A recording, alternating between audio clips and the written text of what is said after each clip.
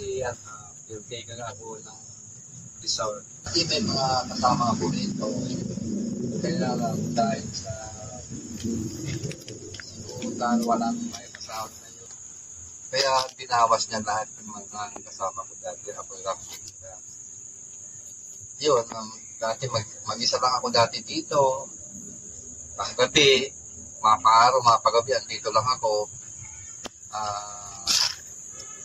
May experience din ako sa mga ganito. Pero, naano ko na lang, nabaliwala ko na lang. Kasi, ano yung mga nararamdaman niyo dito tayo? nakahiga ako parang bigla na lang may tumatawid pa. Eh, siyempre, alam ko naman na may mga nangyari dito na hindi maganda. I-ignore ko na lang kasi kung papatulang ko ako rin matatakot. Mga anong oras yung nararamdaman tayo?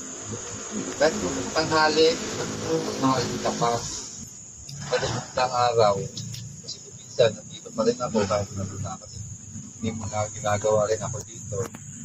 Diyan na lang, parang mga tulog na rin sa mga kwarto-kwarto may lumalaga po. Meron bang kwento dito tayo na namatay pa o? Noong pagdating ko dito, yung mga balita na gano'n, tapos na. Pero, siyempre, may mga mas matagal sa akin dito, may mga nalunod ako. Parang 2 bata natalo. Tapos, may mga swimmer din dati dito na sumasali sa swimming competition. Muntik malunod. Kasi daw, parang may kutingin sa panin. Kaya ang ginawa dahil natakot. Tapos yung mga iba naman, may isa sa cottage, biglang may nararamdaman na maganda na kuluhanan ng cellphone. Kung may mga nangyari masama dito. Pero hindi rin namin sinasabi kasi para matakot sila, hindi na sila bumuli.